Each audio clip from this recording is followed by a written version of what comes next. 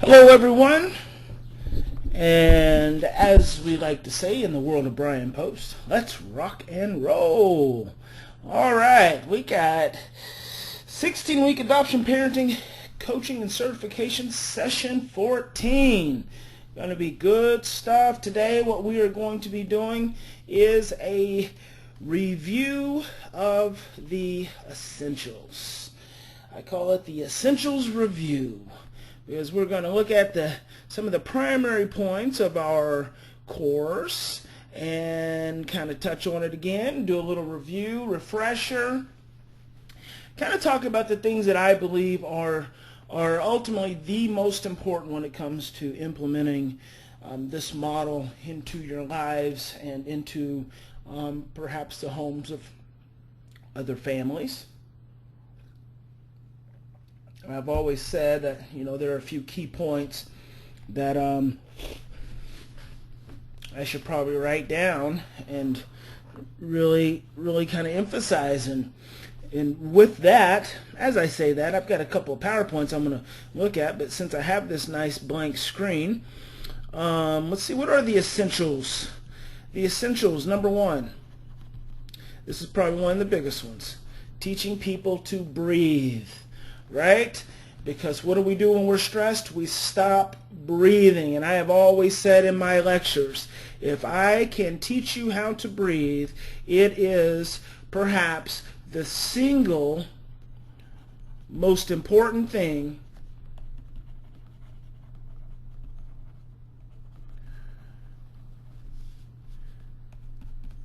I can teach you. When you can learn to breathe in the midst of stress, when you can learn to mindfully focus your attention on your breathing when you're in the midst of stress, that is transformative to a relationship. So breathing, I always say, practice your breathing not when you're stressed, but when you're calm. Because when you're stressed, you cannot breathe. You stop breathing. You start taking very short, ineffective breaths. And as long as you're taking very short, ineffective breaths, then poison, carbon dioxide, is building up in your cellular system.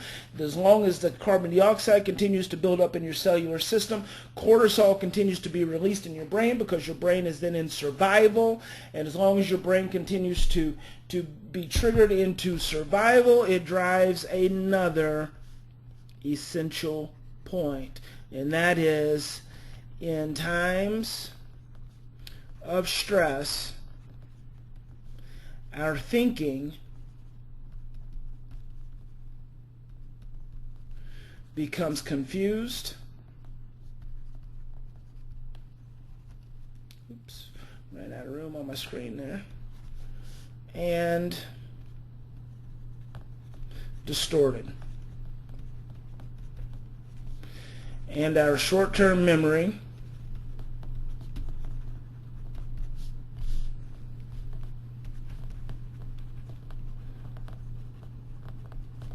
is suppressed. Essential point.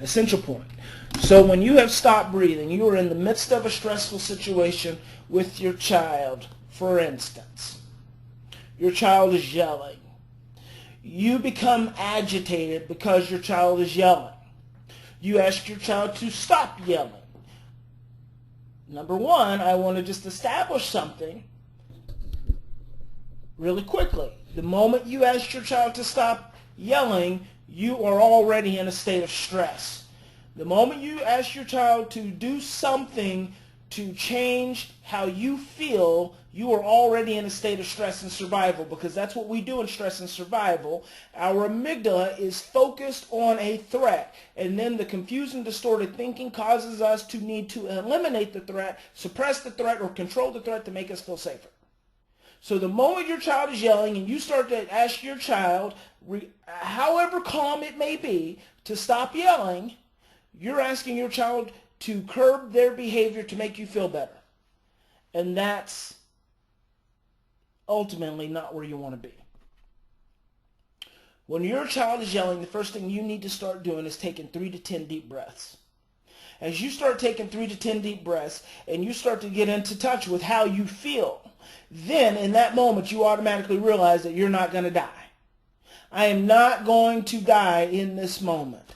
In fact, one of our students had a very, very good question when talking about the three-phase intervention. Reflect, relate, regulate. She says when you get to the relate stage and you say to your child, I feel scared, how do you feel?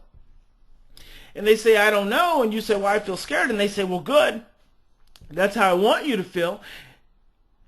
There's a negative dynamic that starts because the parent says, well, what do you do when your child says that? Because, see, my sense is that means the parent feels like what they've been doing, the tool that they were trying to use, is not effective. But that's not true.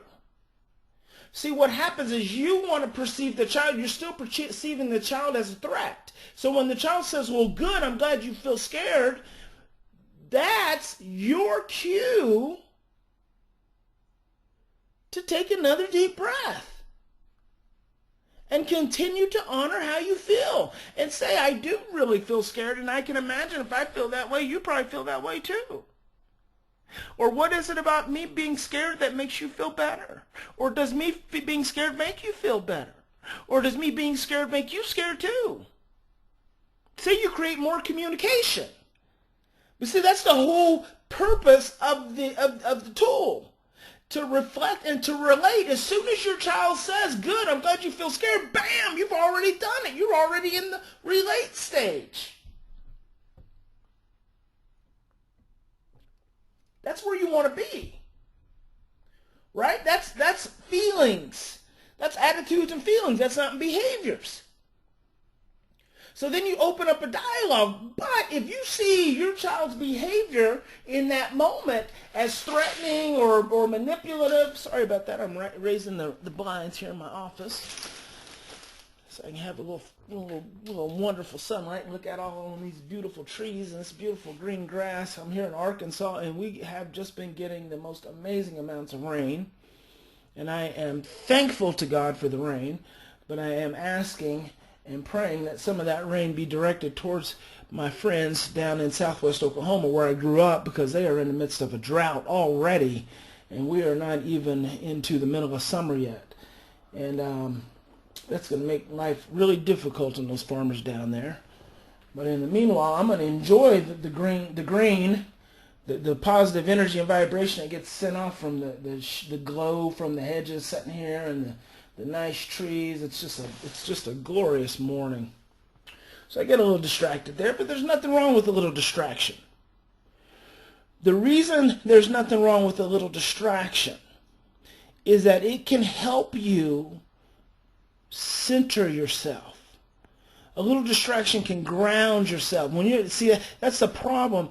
We won't allow ourselves to be distracted enough. Sometimes when your child is in the midst of just, having an all-out conniption fit, the thing you need to do is look down at the carpet and say, oh my gosh, this carpet is dirty. The thing you need to do is say, you know what? I think I better go outside and check the plants and make sure I've been watering. Would you like to come with me? You know what? I haven't called my mother lately. You know what? I haven't talked to your teacher lately. You might need to be a little distracted, because a little distraction will get your amygdala off of obsessing about your child's behavior. See, very, very, very, very important. So when you are not breathing, to bring this back to point, when you are not breathing, it causes your stress to increase. And when your stress increases, your short-term memory gets suppressed. Your thinking becomes confused and distorted. And if you can learn to breathe in the midst of stress, if you can learn to mindfully become back focused on your breathing in the midst of stress, what you then do, as soon as you take a deep breath, you release oxytocin.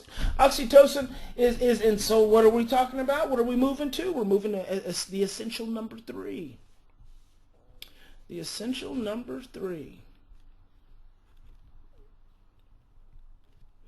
And I'm going to tell you, it's all about oxytocin. In every opportunity, if at all possible, we need to be searching for the oxytocin opportunities. Because oxytocin is the anti-stress hormone. It is the anti-stress hormone. If behavior, if confusion, distorted thinking, if suppressed memory, if affect dysregulation and psychiatric disorders, which is the number 4 essential, if all of those are driven by stress, then the fundamental thing we need to be trying to do in any given moment is seek oxytocin. However, we cannot seek oxytocin if we, as the adults, are being overrun by our own stress. We can't do it. So what's the essential number 4?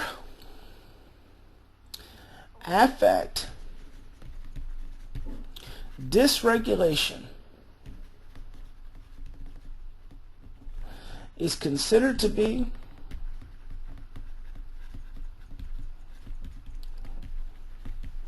a fundamental mechanism involved in all psychiatric disorders. Being stressed out is a fundamental mechanism involved in all psychiatric disorders. These four things alone create relationship revolution. By themselves, just these 4 things. Just these 4 things alone, by themselves, have the ability to create relationship revolution.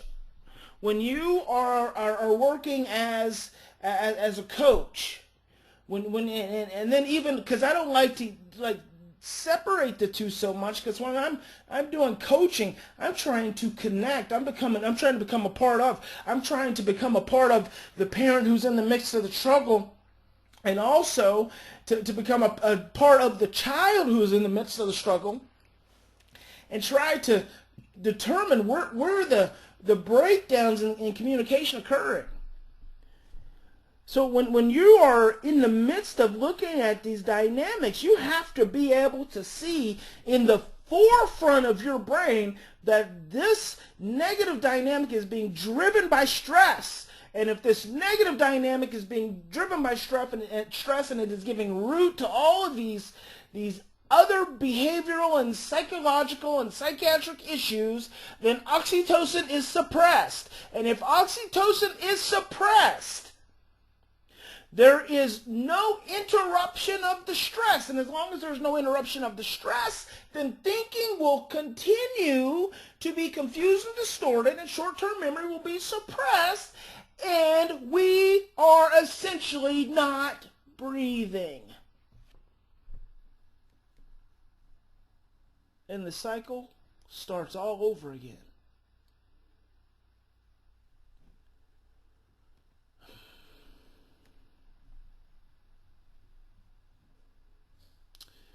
I had another good question recently about a parent who's concerned about her 11-year-old child because his behavior was more intense than normal.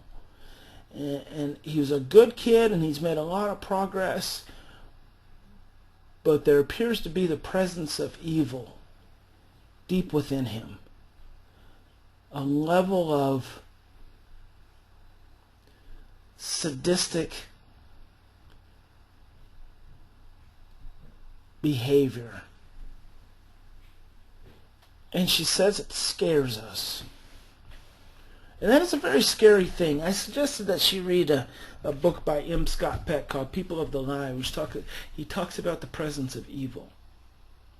And the presence of evil is something I've encountered. Three different sessions in 15 years. I've encountered the presence of evil in 3 different patients. And it was always scary. Always very intimidating.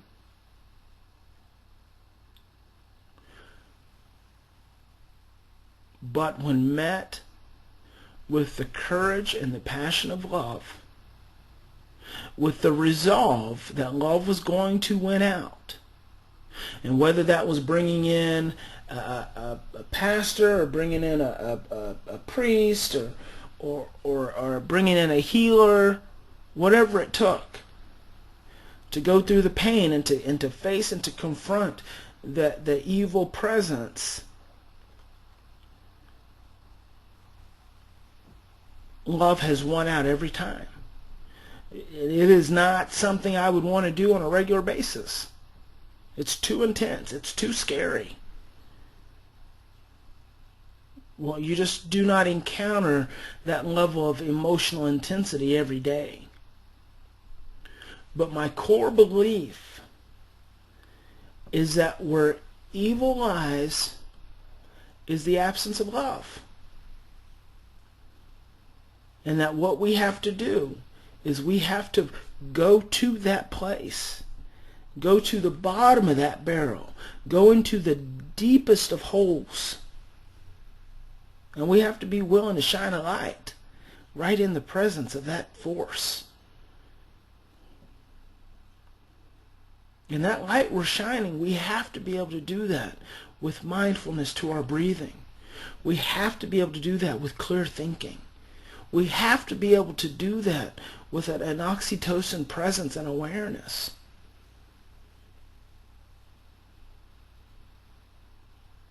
That's been my experience. But children who have suffered a lot of trauma, and a lot of times that doesn't even come up till they're adults. When they've suffered a lot of abuse, sexual abuse, it's not uncommon, but it typically doesn't surface in so much in childhood. It's there. It's present. I guess I should say it's not that it doesn't surface so much as we typically don't really encounter it because we don't really look for that in children. But I believe it's there. So, these are 4 essentials. I believe that these 4 essentials establish the foundation to not only this model, this overall model, but it establishes the foundation for relationship. The development of relationship, the maintaining of relationship, which ultimately establishes the foundation for the healing of ourselves and our children. These four essentials are critical. They must become a part of your working framework. If nothing else, and we're going to touch on a couple of other very important core slides, but you must be willing to make these 4 a part of your daily conscious presence, because they dictate everything else. If you're breathing and not being mindful and you're stressed, number one, not only are you not going to remember, but you're not going to be in the energetic place to really communicate effectively with others. So even that's whether you're being a parent or whether you're being a coach. And if you go into a situation and you're hearing all of these severe behaviors, and those behaviors start to frighten you and start to unnerve you, start to make you a little stressed because the parents are so overwhelmed, and then you become stressed and you're going to stop thinking clearly. You're going to stop breathing. And then you're not going to be effective. You will find yourself repeating old blueprints, whatever that looks like. When you hit that place of stress, when you hit that place of fear, one of the most important things you have to be willing to do, both as a parent and as a coach, is you have to be willing to stop in the midst of your own stress. But before you can do that, you have to be able to be aware that you're stressed. I was giving a lecture not too long ago, and there's a lady who was a school teacher. She was in the back. Oh, she raised her hand, and the anxiety was palpable, and I stopped her. I stopped her because had I continued to try to even begin entertaining teaching her something and having an exchange, an enlightening exchange, I had to first recognize that her anxiety was generating my anxiety. So as I'm sitting there trying to be mindful of myself and where I'm at, and I'm seeing her anxiety amp and amp and amp and amp and amp, and I can hear that she's not hearing me, I just said, stop for a minute. Stop, stop, stop, stop, stop. Let's just take a deep breath. And that was hard for her to do. That's hard for us to do because we get so defensive. We feel so threatened. And when we feel that way, it's hard for us to move out of survival.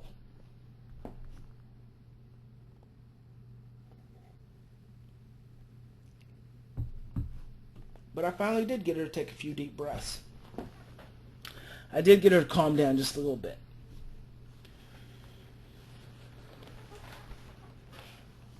The Essentials Review. Breathing. In times of stress, our thinking becomes confused and distorted, and our short-term memory is suppressed. It's all about oxytocin, seeking those oxytocin opportunities. And being stressed out is a fundamental mechanism involved in all psychiatric disorders. Those are core, critical points. You don't get those in one webinar. You don't get those in one kind of presentation with me. These things are not given to you to hear today and to be points of thought. These things are given to you to meditate on, to pray on, to think about, to feel, to consider deeply, to ponder, and to implement in your life.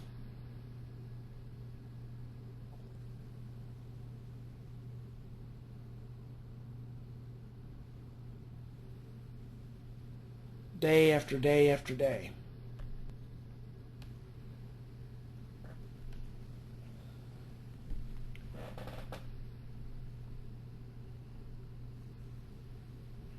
You look at the brain,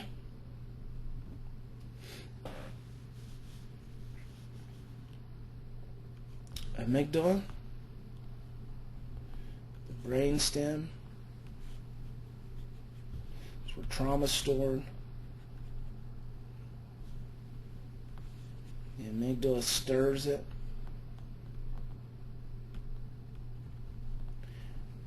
Releases the cortisol.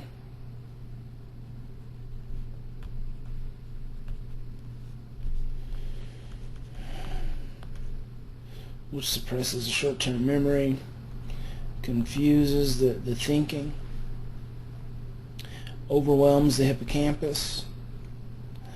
If oxytocin has not been learned, then the cortisol continues unabated.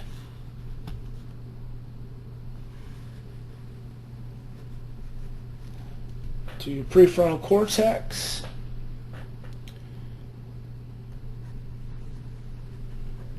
where you get behavior and crazy thinking. I just love this little pen. I just love it. I just love it. I just love it. And that's it. It doesn't have to get any more complex than this. This becomes a conditioned reaction. The more stress you experience, the more you're likely to become conditioned to just act out in this way. You become stressed. The stress stirs your brainstem, where all your trauma memories are at, which overwhelms your hippocampus. You have not learned enough effective oxytocin response, which does not allow you to slow down the cortisol, which then just leads to greater confused, distorted thinking, and then it just moves on to behavior and crazy thinking. Remember, your orbitofrontal cortex is your executive control center for social and emotional relationships.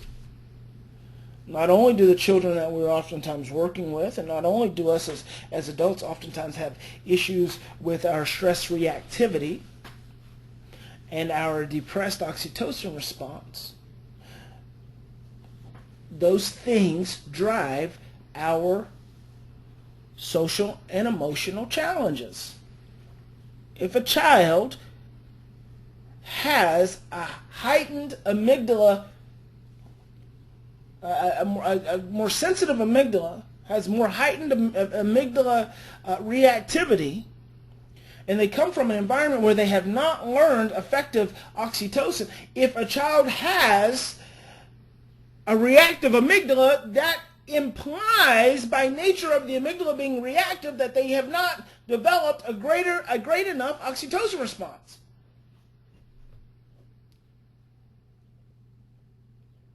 I think a perfect example of this is my daughter Marley, who had surgery 2 days after she was born and another 3 months after that, brain surgery after that. She should have the most sensitive amygdala, and she does have a very sensitive amygdala. As a child, you could clap and she would start crying. I mean, you could sneeze and she would start crying because her amygdala was so sensitive. But she has received so much good parenting. She has received so much oxytocin-rich parenting over the years that she just emanates a loving, secure presence. It's amazing how the amygdala's reactivity may not change because she's still very sensitive, but she has enough oxytocin to override that stress that allows her to have some very seemingly uncanny thoughts for a 10-year-old in the midst of stress. To just allow her to reflect in a way that's completely regulated when she should be very dysregulated. And the ability to give herself permission to express her emotions. She is a very, very unique child. And I share that because she has had so much trauma in her life. But there's so much oxytocin presence. And in part that could be because she has spina bifida and she doesn't walk. She's in a wheelchair, so she gets lots of holding, she gets lots of snuggling, she gets lots of attention and attunement. Attunement is necessary. It is necessary to her survival, that her parents be attuned to her. So her brain in that way has just been rich with that responsiveness and that presence. And I actually think that is considered to be very common, that children who have spina bifida are known as some of the most pleasant children to be around. Most joyful children to be around. And to me, it's all because of oxytocin. Because of what they experience.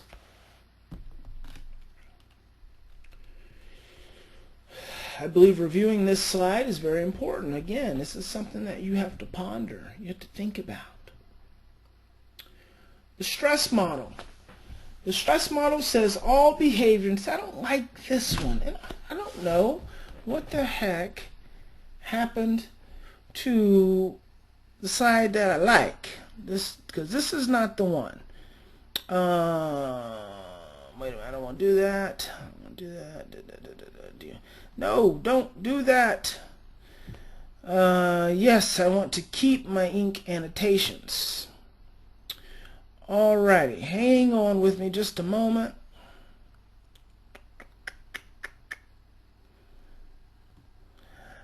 I think one of the issues is that I have written out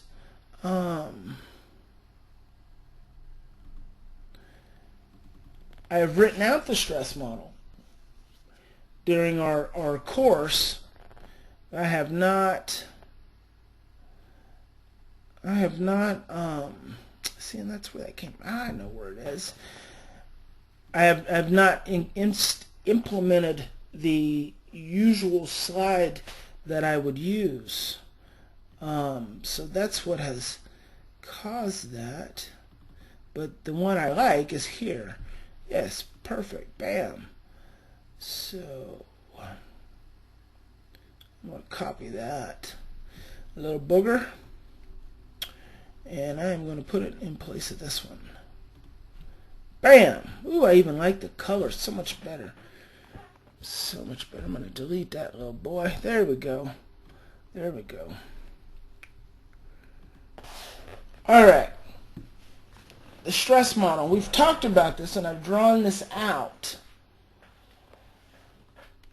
throughout our course. But this is really the defining theoretical model. This is the model that started it all. Back in 2000, back in 2000, I wrote my doctoral dissertation in '99, and the stress model was a part of it. Was a part of it. That seems so long ago. So that's where I first kind of gave birth to it. And at that point, even in my doctoral dissertation, I hadn't identified the primary emotions. I was just working on feelings. All behavior, and the reason I was just working from the premise of feelings is because that's what Martha Welch taught. That's what she had talked about. Then I realized that there are two primary emotions, and some of you still struggle with this, and that's okay. You should. I like it that you struggle, because I'm giving you information that took me years to get to and assimilate. So you're getting it in the midst of a 16-week span of time. Well, this has taken me years. I mean, you're talking about 15 years of trauma work. So, for you to struggle with it would be only normal. Only normal. But I ask that you continue to struggle with it and continue to look at it and continue to see it, not within anyone else, but within yourself. That is the key. All behavior arises from a state of stress. Our cellular system only knows two energetic states, surviving and thriving. And when you move into a state of survival, when your amygdala senses a threat, it moves into a state of stress. That causes your cellular system to constrict into survival. That constriction into survival generates an emotion. Energy in motion. There are only two primary emotions, love and fear. When your cellular state is in a state of stress, when it is in a state of stress, then you are in a state of fear. When you are stressed, you are in a state of fear. There are only two primary states. There is a thriving state, and there is a surviving state. That's it. It doesn't get any more complicated than that. And these two resonate back and forth with one another. Between love and fear. We resonate all day long between love and fear. And here's the thing. Love exists. You want to get scientific. You want to get scientific. You want greater scientific proof. But see, that's the problem. That need for more scientific proof, that comes from a place of stress. That comes from a place of confused and distorted thinking. That's the same place that says there is no God. Because we cannot see God, there must not be a God. Well, there are lots of things you can't see, but doesn't mean that they don't exist. And love is one of those things where the moment you try to define it, the moment you try to capture it, it becomes something different. Because love is always present. It is an energy. It is a force that is always present. It is always available. It is always waiting for us in any given moment. It is always there. It is the most beautiful existence. It is a feeling state. It is a thinking state. It is a spirit state. It is just there. In any moment, we can be in a place of love. And when we are not in a place of love, we're operating at a place of fear. And in our society, we're dominated primarily by stress and fear, because that is the society we live in. That is the rat race. From the moment we wake up, we are driven to soothe our stress and fear. Whether it's to drive to the post office and check our bills, hopefully a paycheck came in the mail or what have you, or whether it's trying to find some food. We are driven by trying to calm ourselves down.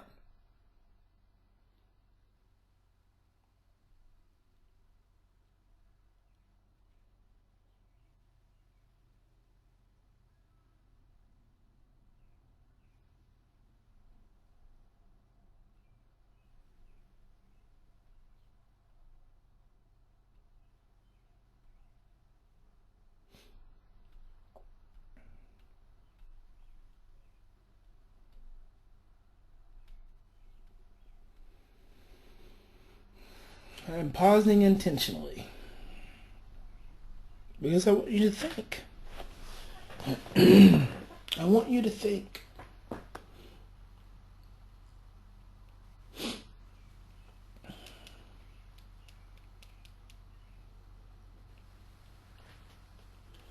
Let me ask you a question.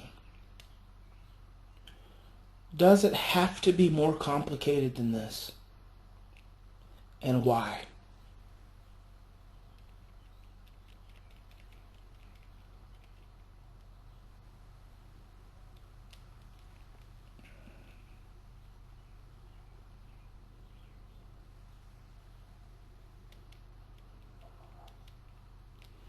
All behavior arises from a state of stress.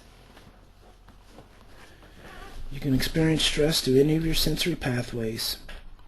What you see, what you hear, what you smell, what you touch. You taste, the temperature of your body, movement, and digestion. Any of these sensory pathways can trigger your brainstem, trigger your amygdala, to cause you to reactivate traumatic memories. Those traumatic memories drive your fear. That fear drives your behavior. And as parents, when we look at our amygdala gets focused on the behavior, then it triggers our stress, which triggers our fear, which triggers our brainstem and our amygdala, drives our fear and drives our negative behavior. And then we wonder why our kids don't get better. Because we're all operating over here on this side. If you cannot get off of that side,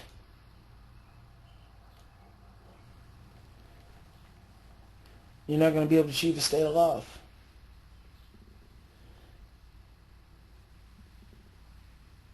Love does not look to fix problems. Fear looks to fix problems. Love looks to create the environment and the relationship to allow the problem to fix itself. Fear says fix it. Love says create the environment and the relationship to allow the problem to take care of itself. That's ultimately the very definition of healing.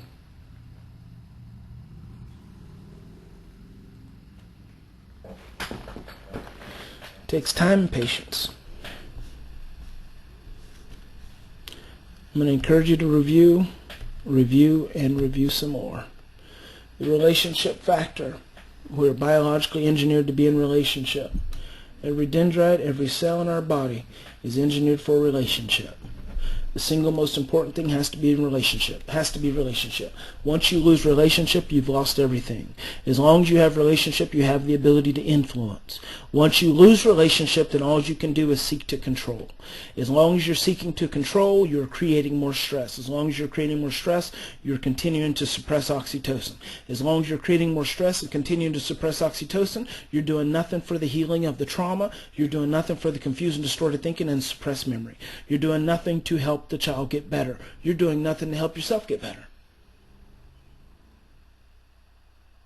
In any given moment, focus on the relationship. 3 pathways of emotional expression: attitudes, feelings, and behaviors. The reason children act out at the level of their behaviors, the reason they're down here is because we have not given them permission to operate up here. Because as soon as they operate up here, as soon as they give us attitudes and roll their eyes, we start suppressing it. As soon as they start expressing their feelings, we start suppressing it. We start telling them how it's not okay. It's not okay to roll your eyes. And it's not okay to talk back. It's not okay to ignore. It's not okay to slam your door.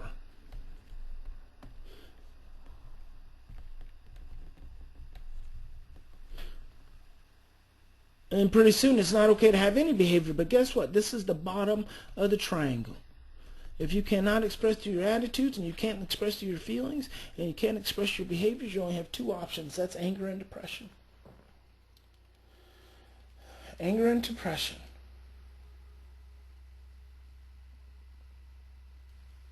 We have to give children permission to express through their behaviors, not to make it okay. But if they're stuck at their behaviors, we got to let them work through them. We got to let them work through them, and as they're working through their behaviors, we got to give them an opportunity to express their attitudes and their feelings. And if your child is yelling at you, I'm telling you, you better thank them for it. If your child is rolling their eyes at you, I'm telling you, you better thank them for it. Because if you don't, you're going to suppress them down to behaviors. There's nothing wrong with them expressing themselves however they need to do. There's nothing wrong with it. It is our God-given right to express ourselves however we need to express ourselves. And once we have permission to express our attitudes, and once we have permission to express our feelings, we no longer have to drop down to our behaviors. It's very important. When we have permission to express our attitudes and we have permission to express our feelings, we don't have to drop down to behaviors.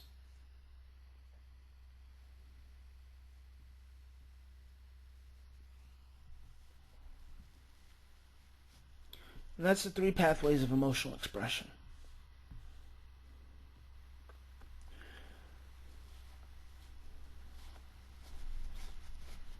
Exploring the parenting continuum. You have the reactivity and fear side. You have the responsibility and love side. The most common things we do set on the side of reactivity and fear, which is the same size as the death penalty. The common denominator of all of these things is reactivity and fear. And they are the most common things we do because they work for 70% of children. But the only reason they work for 70% of children is not because of the thing, but it's because the child's brain has the ability to deal with the stress that gets created by these things. Because for 70% of children, anything you do will work. Anything. So we really need to watch which side of the continuum we're operating on when it comes to our children. We want to be moving over towards the side of love. And that's the Essentials Review. Go back through the classes. Watch the classes. Listen to them. Download them onto your phone. Listen to them. Watch them. Study them. And then see within yourself every single day. See within yourself every single day. That's where you'll get it. That's where you'll get the answers. On that note, we're going to end. Thank you for your attendance today. I hope it has been beneficial. Let me leave you with one simple thought. In any given situation, in any given moment, we always have an option. We can choose to continue to react from our old imprints and blueprints of fear and reactivity and do the same thing we've always done and expect a different result. Or in any given moment, in any given experience, we can choose love. God bless you.